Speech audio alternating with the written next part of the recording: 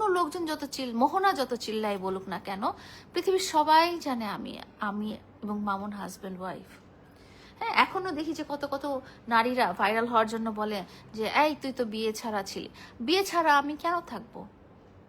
কিন্তু বিয়েটা যে প্রতারণা করা হয়েছে, বিয়েটা যে প্রতারণার মাধ্যমে হয়েছে, সেটা অন্য ব্যাপার। সেটার জন্যই আইনগত ব্যবস্থা নেওয়া হয়েছে। এবং এই বিয়েটার কারণে, এই প্রতারণাটার কারণেই এই ধরনের সম্পর্ক স্থাপন করে লং টার্ম আমার সাথে একসাথে বসবাস করে আমার কাছ থেকে সমস্ত ধরনের সুযোগ সুবিধা নিয়ে যখন সে অন্য আরেক জায়গায় চলে যায়, তখন সেটাকে কি বলে? তখনই তো তার নামে মামলা হয়েছে। আমরা 4 বছর ছিলাম, আমরা 4 বছর একসাথে ছিলাম। 4 বছর একসাথে আপনারা কখনোই দেখেন নাই যে মামুনকে আমি কষ্ট দিয়েছি। হ্যাঁ, কষ্ট দিয়েছি একটা ব্যাপারে, সেটা হচ্ছে যে মামুন আমার কাছে আমার বাড়িটা চেয়েছে, সেই বাড়িটা আমি ওকে দিইনি। বাট আমার কথা হয়েছিল যে তুমি তো আমার হাজব্যান্ড, আমার সমস্ত কিছুর মালিক তুমি, সেটা আমাকে লিখে পড়ে দিতে হবে কেন? আমার বাবা মার বাড়ি যদি আমার নামে চলে আসে, সেটা তো তুমি পাবা দিন শেষে। তো এখানে আমি তখন থেকে আসলে প্রতারণাটা টের পাচ্ছিলাম। অ্যান্ড আপনারা মামুনের সাথে আমার এবং মামুনের সাথে মোহনার সম্পর্কটা আপনারা কম্পেয়ার করেন, তুলনা করেন, যে এরকম তুলনা করার আসলে কিছু নাই। হ্যাঁ, কারণ একজন পরকীয়াকারী নারী বা একজন নারী যে মামুনের সম্পর্ক আছে জেনেও জোরজার করে মামুনের বাসায় যে লিভ টুগেদার করে, মামুনের বাচ্চা গর্ভে ধারণ করে সে অ্যাবর্শন করে দেয়, সেই নারীর সাথে আসলে আমার কোনো তুলনা হবে না। এবং যেই নারী মামুনকে শরীরে আঘাত করে, মামুনের চোখ, মুখ, হাত, সারা গা, হাত ভেঙে ফেলেছে, খামচি দিয়ে ফেলেছে মুখে, হ্যাঁ, তার সাথে আমার কোনোদিন তুলনা হবে না। কারণ মামুনকে আমি কোনোদিন কষ্ট দেইনি, মামুনকে আমি কোনোদিন ফুলের টোকাও দেইনি। মামুন আমার কাছে একটা কষ্টই পেয়েছে, ওই একটা কষ্ট, তা আমার লিমিটেশনের কারণে। আমার কাছে যদি বাড়িটা আমার নামে লেখা থাকতো, পৃথিবীর সবাই জানে, এমন কোনো মানুষ নেই যে জানে না যে বাড়িটা যদি আমার নামে লেখা থাকতো, তাহলে ওর বলাই লাগতো না, আমি এমনিতেই ওকে দিয়ে দিতাম, বলতাম তুই নিয়ে যা, তুই বাড়ি নিয়ে যা, আমার কিচ্ছু লাগবে না, আমি ভালো আছি, আমরা হ্যাপি আছি, আমাদের বাচ্চা কাচ্চা ভালো আছে, এটাই আমার জন্য এনাফ। হ্যাঁ, কিন্তু যেহেতু বাড়িটা আমার কাছে ছিল না, আমার লিমিটেশন ছিল, আমার সীমাবদ্ধতা ছিল, আমি দিতে পারি নাই। তো মামুন কিভাবে আল্লাহর কাছে শাস্তি পেয়েছে এটা আমি বলি। মামুন যখন এখানে আমার কাছ থেকে চলে যায়, প্রথম সে কখনো অস্বীকার করে নাই যে তার সাথে আমার সম্পর্ক ছিল না, ভালোবাসে। সে তখনও বলে গেছে যে লায়লাকে আমি ভালোবাসি, কিন্তু লায়লার কাছে আমি ফেরত পেতে চাই না, কারণ লায়লার কাছে আমি কষ্ট পেয়েছি এই বাড়িটার ব্যাপারে। মামুন তখনও অস্বীকার করে নাই, তখনও সে আমাকে মিস করছে। সে বলছে যে সে যখন সেলুন বানাচ্ছিল তখন বলছে মিস করার মতো দুনিয়াতে একটা মানুষই আছে, সেটা হচ্ছে লায়লা, আমি লায়লাকে অনেক মিস করছি। তো তার সাথে যদি আমার কোনো রকম সম্পর্ক নাই থাকে, তাহলে সে আমাকে কিভাবে মিস করছে, তাই না? তো দ্বিতীয় কথা হচ্ছে, যখন সে পরনারীর সাথে পরকীয়াতে লিপ্ত হচ্ছিল, অনামিকা ঐশী বলেন, আরো বিভিন্ন কোটি কোটি মেয়েদের সাথে সে যে অবৈধ দৈহিক সম্পর্ক করে বেড়াচ্ছিল, ব্যভিচার করে বেড়াচ্ছিল, যৌনাচার করে বেড়াচ্ছিল, জেনা করে বেড়াচ্ছিল, হ্যাঁ, তখন থেকে সে আস্তে আস্তে বলা শুরু করছিল যে লায়লা আমার কিছু না। যখন থেকে তার স্ত্রী, মানে প্রাক্তন স্ত্রী আমি বলবো, মোহনা হচ্ছে মামুনের প্রাক্তন স্ত্রী যখন থেকে তার সাথে লিভ টুগেদার শুরু করলো, তখন মামুন তাকে খুশি করার জন্য বলা শুরু করলো যে লায়লার সাথে আমার কোনো সম্পর্কই ছিল না, খুবই ভালো, কোনো সম্পর্ক ছিল না। কিন্তু মামুন কি করলো? মামুন আমার বাসা থেকে বের হয়ে একটা প্রেস কনফারেন্স করলো, এবং প্রেস কনফারেন্স করে সে বলল যে লায়লার সাথে আমার কোনো সম্পর্ক নাই, আপনারা এখন এটা নিউজ করে ছাপান। একই কাজ কিন্তু মোহনাও করেছে। তার প্রাক্তন স্ত্রী মোহনা করেছে, বাসা থেকে বের হয়ে সেপারেশনে যেয়ে একটা প্রেস কনফারেন্স করেছে এবং বলেছে যে মামুন তার উপর কি পরিমাণ অত্যাচার করেছে, এটা সেটা, যেগুলো মামুন বলেছে। মামুন আমার সাথে যতদিন ছিল, কতবার আপনারা দেখেছেন সে কি কোনোবার সুইসাইড করার চেষ্টা করেছে? কোনোবার সে এতটা আনহ্যাপি ছিল? তার শারীরিক অবস্থা কি এত খারাপ ছিল? সে কি মাদকাসক্ত ছিল যখন সে আমার বাসায় ছিল, বা আমরা যখন একসাথে ছিলাম? মামুন কখনোই সুইসাইডাল অ্যাটেম্প করে নাই। মামুন কখনোই মাদক গ্রহণ করে নাই। মামুন সব সময় হাসি খুশি ছিল, মামুন সব সময় স্বাস্থ্য ভালো ছিল, মামুনকে রাজকুমারের মতো লাগতো দেখতে। এবং সে আজকে যে এই তার প্রাক্তন স্ত্রীর পা ধরে ধরে ভিক্ষা ভিক্ষা চেয়ে বেড়াচ্ছে যে আমাকে অ্যাকসেপ্ট করো, আমাকে ভালোবাসো, এরকম ভিক্ষা আমি চাইছিলাম মামুনের কাছে। আমি বলছিলাম যে সবকিছুর জন্য আমি সরি, তুমি তাও ফিরে আসো, তুমি যা চাও তোমাকে আমি তাই দিব, তুমি যেভাবে বলবো আমি তোমাকে সেভাবে চলবো। হ্যাঁ, আমি দুয়ারে দুয়ারে ঘুরেছি, আমি মামুনের বাড়িতে যে মামুন আমার মুখের উপরে দরজা লাগিয়ে দিয়েছে এরকমও হয়েছে, যেই জিনিসটা মোহনা করেছে। আমি বললাম না যে পাই টু পাই হিসাব আল্লাহ তাআলা মামুনকে দিয়েছে। আমি মামুনের বাড়িতে শরীয়তপুরে গিয়েছি ঈদের আগের দিন চাঁদ রাতে, আমি যে বলছি সরি তুমি বাড়ি চাও দিতে পারতেছি না, বাট আমি তোমাকে ভালোবাসি, আমি তোমাকে ভালো রাখবো, তুমি চলে আসো, তুমি যেভাবে চাও সেভাবে হবে। ও আমার এটাকে প্রতারণা ভাবছে, ও আমার মুখের উপরে দরজা লাগিয়ে বলছে তুমি এই মুহূর্তে বের হয়ে যাও। সেম জিনিস মোহনা যখন প্রেস কনফারেন্স করলো, তখন যখন মামুন তার বাসায় গেল, মোহনা তার মুখের উপরে দরজা লাগিয়ে দিল এবং তার মাকে দিয়ে পর্যন্ত গালিগালাজ শুনাইলো। দ্বিতীয় কথা, মামুন লাইভে আসলো, লাইভে এসে সে গালাগালি করলো আমার বাচ্চাদের নামে, গালাগালি করলো আমার মা এবং আমার বাবার নামে। আমার বাবা যিনি একজন সামরিক উচ্চ পদস্থ কর্মকর্তা ছিলেন এবং যিনি মারা গেছেন সেই 25 বছর আগে, মামুনের জন্মের আগে যিনি মারা গেছেন, সেই বাবাকে আমার বাবার নামটা তুলে ধরে মামুন বলল যে এ একটা চোট্টা ছিল। আমার বাবাকে সে বা তার বাবা বা তার 14 গোষ্ঠী কোনোদিনও দেখে নাই, কিন্তু সে আমার বাবার নামটা ধরে সে বলল কি যে লায়লার বাবা একটা চোট্টা ছিল। ঠিক আছে, এটা কিভাবে আসছে? মোহনা কি করলো সংবাদ সম্মেলন করার সময়, একটা বস্তির মেয়েকে তুলে এনে বলল যে মামুনের বাবা তাকে রেপ করার চেষ্টা করেছে। মামুন তুমি জাস্ট মিলাই দেখো, তুমি আমার বাবাকে তো কোনোদিন দেখো নাই, আমার বাবা মারা গেছে, তার বাসায় বসে তার খাবার খেয়ে তার সম্পত্তির মধ্যে ল্যাভিশ লাইফ লিড করে যখন তুমি মোহনাকে খুশি করার জন্য আমার বাবার নাম তুলে সোশ্যাল মিডিয়াতে সামাজিক যোগাযোগ মাধ্যমে তুমি বললা যে লায়লার বাবা একটা চোট্টা ছিল। কেমন লাগছে শুনতে যখন মোহনা বলল যে মামুনের বাবা এই কাজের মেয়েটাকে ধর্ষণ করতে চাইছে? তুমি আমার বাচ্চাদের কথা বলছো, একটা প্রতিবন্ধী বাচ্চার কথা বলছো, কেন তোমার বাসায় প্রতিবন্ধী ভাই বোন নাই? তুমি আমার মায়ের কথা বলছো যে তোমাকে বলছে যে ছেলে প্রস্টিটিউট নাকি কি? হ্যাঁ, কেন মোহনার মা তোমাকে কি করেছে? আমার মা তো তোমার সামনে জীবনে পড়ে নাই 4 বছরে, তুমি আমার জীবনে আমার মায়ের সামনে পড়ো নাই। হ্যাঁ, আমার মা কোনোদিন তোমার সাথে একটা খারাপ ব্যবহার করে নাই, কোনোদিন একটা কথাও বলে নাই, উপর থেকে নেমে এসে কোনোদিন একটা সিন ক্রিয়েটও করে নাই যে আমরা দুজন এই বাসাটায় ছিলাম।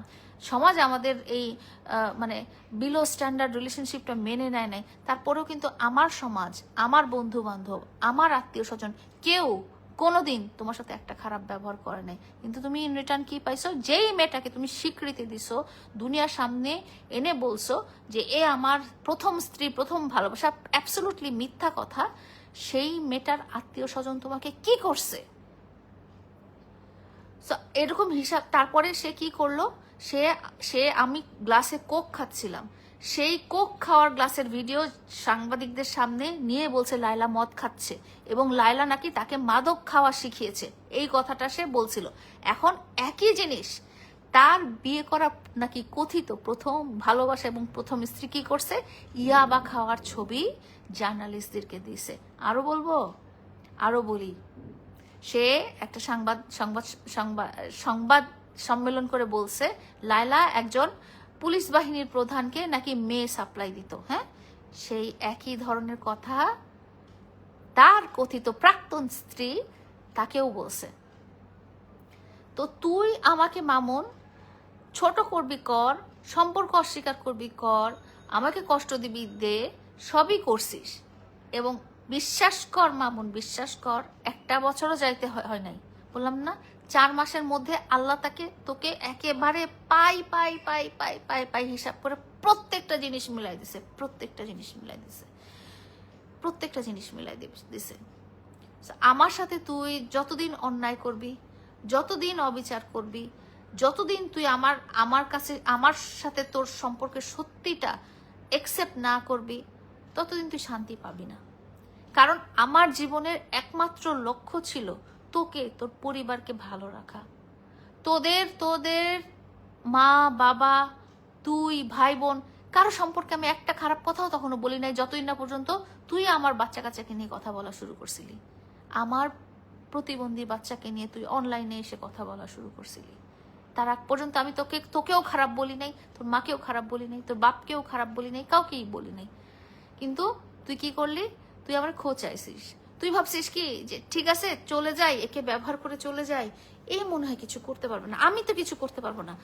বিচারের মালিক তুই আল্লাহ, এবং আল্লাহ তাআলা দুনিয়াতে তোর বিচার করে দেখাইছে। আল্লাহ তাআলা দুনিয়াতে বসেই তোর বিচার করে দেখাইছে। এবং তুই যতদিন না পর্যন্ত তুই সত্যি কথা স্বীকার করবি, যতদিন না পর্যন্ত তুই মন থেকে সত্যিকার কথা স্বীকার করবি, ততদিন পর্যন্ত তো তুই দেখতে থাকবি তোর জীবনে কি কি হইতে থাকে। আমাকে যেই পরিমাণ কষ্ট দিছিস, সেই পরিমাণ কষ্টে মানে এখনো তুই আজকে পর্যন্ত তুই বলছিস লাইলা আমাকে চায়। একটা মানুষ এত অপমানিত, এত ছোট, নীচ, এত ক্ষতিগ্রস্ত হওয়ার পর তোকে যেই মানুষটা চায়, তার মানে তুই বুঝ যে সেই মানুষটা তোকে কত ভালোবাসে। আমি আর চাই না, সত্যি কথা, আমি আর চাই না। আমি মামুনকে আর চাই না। আমি মামুনের লাইফে ফিরে যেতে চাই না। আমার লাইফে আমি মামুনকে ফেরত চাই না। কারণ মামুন আমার সাথে থাকা অবস্থায় কোনোদিন পরনারীর কাছে যায় নাই। যখন আমি আর মামুন 4টা বছর একসাথে ছিলাম, ওর মেসেজ, ওর ফোন, ওর সব কিছু ওপেন টু মি। মামুন কোনোদিন বলতে পারবে না যে নাইলা কোনোদিন পরপুরুষের সাথে আসক্ত ছিল, কোনোদিন না। এখনো যদি আসে, এখনো যদি আমার ফোনটা নেয়, ও তো পাসওয়ার্ড জানে, এখনো দেখবে যে ভিডিও করি, ঠিক আছে, ভিডিওর জায়গায় ভিডিও, এখানে প্রেম প্রীতি, ভালোবাসা, কথাবার্তা, প্রাইভেট চ্যাট কিচ্ছু নাই আমার ফোনেও। সেরকম আমি এবং মামুন যখন একসাথে ছিলাম, মামুনেরও ছিল না। আমরা যখন 4 বছর একই ছাদের নিচে ছিলাম, মামুন কোনোদিন আমার বিশ্বাস ভাঙে নাই। মামুন কোনোদিন পরনারীর কাছে যায় নাই। মামুন মজা করছে, বন্ধু বান্ধবের সাথে ঘুরছে, বেড়াইছে, মজা করছে, আড্ডা দিছে, নাচানাচি করছে, পার্টিতে গেছে, কিন্তু কখনো তার চরিত্রের মধ্যে কোনো দাগ আমি কখনো পাই নাই, যেটা এখন মানুষের সামনে আসতেছে। তো দিন শেষে আমি এটাই বলবো, মামুন, তুই চাইছিলি আমার সাথে, যখন থেকে তুই চলে যাচ্ছিলি তখন থেকে তুই আমাকে বলে গেছিলি আমি চাই তোর জীবনে আরেকটা নারী আসুক। তো আল্লাহ তাআলা তোর শখ পূরণ করছে, তোর জীবনে আরেকটা নারী এনে দেখিয়ে দিছে। এখন তারপরেও, এত কিছুর পরও আল্লাহ তাআলা তোর চোখে আঙ্গুল দিয়ে বুঝাই দিছে যে লায়লা ছাড়া দুনিয়াতে কেউ তোকে কোনোদিন ভালোবাসে নাই, এবং লায়লা ছাড়া তোকে দুনিয়ার কেউ কোনোদিন বুঝতেও পারে না, এবং লায়লা ছাড়া তোকে দুনিয়ার কেউ কোনোদিন কন্ট্রোলও করতে পারে না। তুই যদি আজকে মাটির নিচে গর্ত করে ঢুকেও থাকিস, তোকে আমি একমাত্র লায়লা তোরে খুঁজে বের করে ফেলবে।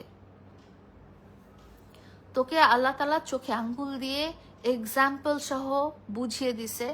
আমি তোকে বারবার প্রতিটা পদক্ষেপ স্টেপ ধরাই নিছি যে তুই আমার সাথে যেসব অন্যায়গুলো করছিস, সেসব অন্যায়গুলো তুই কিভাবে ফেরত পাইলি এই 4 মাসে, কিভাবে ফেরত পাইলি ওই নারীর কাছে, যেই নারী তোর পায়ের যোগ্যও না, যেই নারী তোর কোনো কিছুরই যোগ্য না।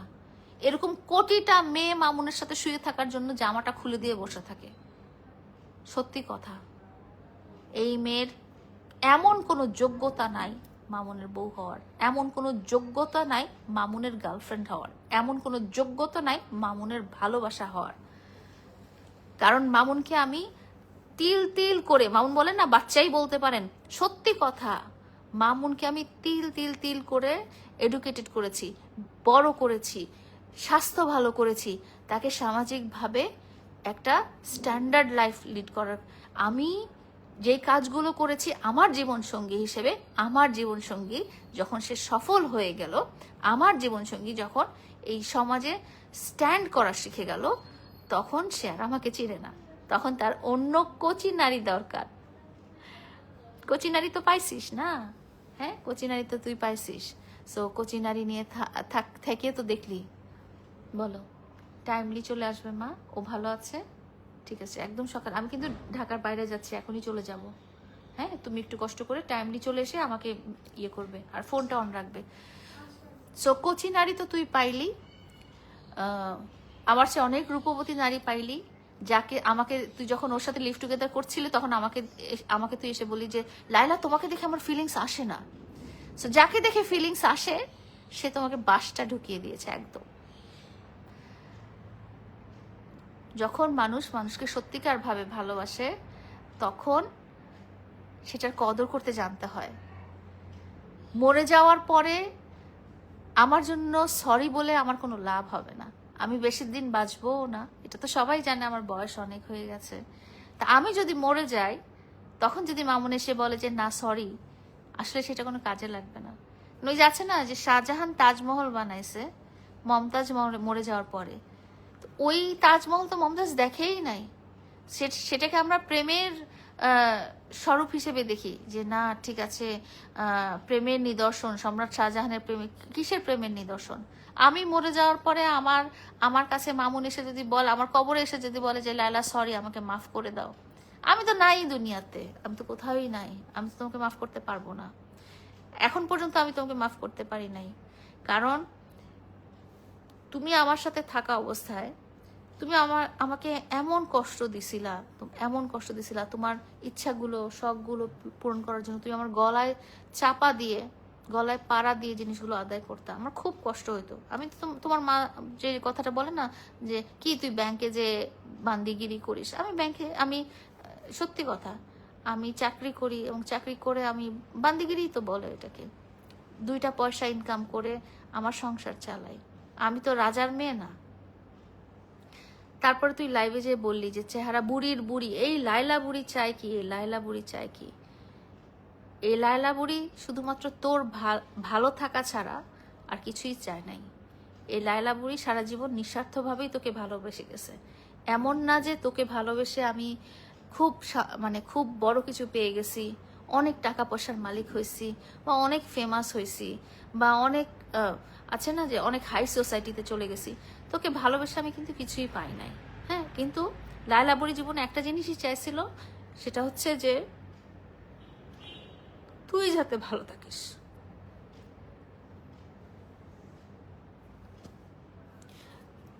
তোর ভালো থাকাটাই চাইছিলাম,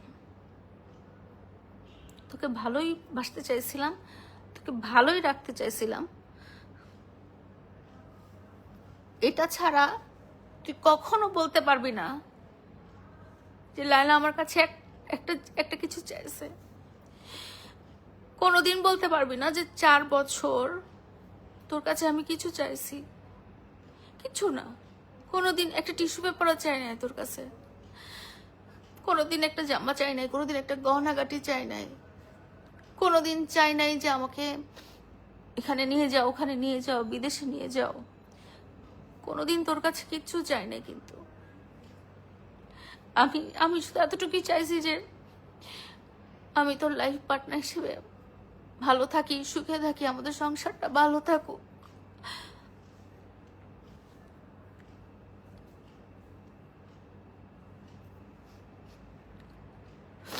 তুইও বলতি যে লায়লা দেখ, দুনিয়ার সব মেয়ে আমাকে চায়, দুনিয়ার সব মেয়েরা আমার জন্য পাগল, কিন্তু আমি শুধু তোমার জন্য পাগল, বিকজ তুমি ওয়াইফ ম্যাটেরিয়াল। তো আমার এই কথাটা বলতে আমার যে হাইফাই মেয়ে, মডেল, অ্যাক্ট্রেস, এদের লাইফে দরকার নাই। আমার সংসার গুছিয়ে রাখার জন্য তোমার মতো মানুষই দরকার, কথা বলছো তুমি। তো আমি সংসারটা টিকায় রাখতেই চাইছি, বারবার সরি বলছি, বারবার গেছি, বারবার মাফ চাইছি। আমি তো মানুষ, আমার তো লিমিটেশন ছিল। আমি তো রাজা বাদশার ঘরের রাজকুমারী না যে আমার অগাধ টাকা, ঢেলা টাকা। তারপরেও যখন তুমি ডিক্লেয়ার করছো যে তুমি বিয়ে করছো, আমি কিন্তু তোমাদের লাইফ থেকে সরে আসছি, আমি কিন্তু তোমাদের লাইফে যাই না, আমি তোমাদের কোনো ঝামেলা করি না। আমি তোমাদের বিয়ের যতদিন বিয়ে ডিক্লেয়ার করো নাই ততদিন আমি মোহনাকে সাবধান করে দিয়েছি যে মামুন এরকম, তোমাকেও সাবধান করে দিয়েছিলাম যে মোহনা ওরকম। তো তোমরা যখন ডিক্লেয়ার করছো তখন কিন্তু আমি তোমাদেরকে নিয়ে কিছু বলি নাই, কিছু করি নাই, আমি আমার মতো লাইফ লিড করেছিলাম। যেদিন তুমি ডিক্লেয়ার করছো যে তুমি বিয়ে করে ফেলছো, সেদিন আমি জাস্ট আমার বাসায় তোমার সব জিনিসগুলো ছিল সেগুলো ফেলে দিছি। এটা খুব অবভিয়াস, কারণ তুমি অন্য নারীর সাথে, অন্য নারীর বুকে ঘুমাচ্ছ, অন্য নারীর সাথে সংসার করতেছো। সেখানে তোমার জিনিসপাতি আমার বাসায় কি করবে? তোমার জিনিসপাতি আমার বাসায় কেন থাকবে? তোমার স্ত্রী, তোমার প্রাক্তন স্ত্রী মোহনা আমাকে গালিগালাজ করে কত মেসেজ করছে, এখনো আছে, গালিগালাজ করে অনেক মেসেজ করছে, অনেক অনেক খারাপ কথা লিখছে, অনেককে দেখাইছি আমি, যে দেখো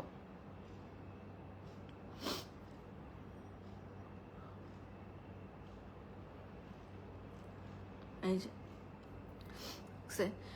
বুড়ি মাগি, তোর এত শাওয়ার মধ্যে জ্বালা, এত পোলা তোর এত পোলা তোর জ্বালা মিটাইতে পারে না। খানকি বুড়ি, কয়টা বেটা লাগে তোর? এই যে তোমার ওয়াইফের মেসেজ। আমি তো এরকম কিছু লিখি নাই। আমার সংসার ভেঙে সে জোর করে সংসার করতে চাইছিল। আমার ভালোবাসার মানুষকে সে মানে আমাকে দেখাইতে চাইছে যে তোমার ভালোবাসার মানুষ আমি নিয়ে নিলাম, না এলা কি করতে পারবা তুমি, করো। আমি তো তাকে কিছু বলি নাই, আমি গালিগালাজও করি নাই। আমার খারাপ লাগছে, আমি বলছি যে তোমরা যাও না, তোমরা করো না, বিকজ আমি মামুনকে চিনি। মামুনকে আমি যতটা চিনি ততটা ওর মাও চিনে না। যাই হোক, আমার মাসুদ ভাই ওয়েট করছে, আমি ঢাকার বাইরে যাব। আমার কথা এটাই, আল্লাহ তাআলা দুনিয়ার বিচার দুনিয়াতেই করেছে। অ্যান্ড মামুন যতদিন অস্বীকার করে যাবে যে লায়লা আমার কিছু ছিল না, ততদিন আল্লাহ ওকে শান্তি দিবে না। সত্যি কথা, কারণ সত্যিটা আমি জানি, সত্যিটা মামুন জানে, সত্যিটা দুনিয়ার সব প্রতিটা মানুষ জানে, সত্যিটা আল্লাহ তাআলা জানে। এবং আল্লাহ তাআলার বিচার একেবারে পারফেক্ট।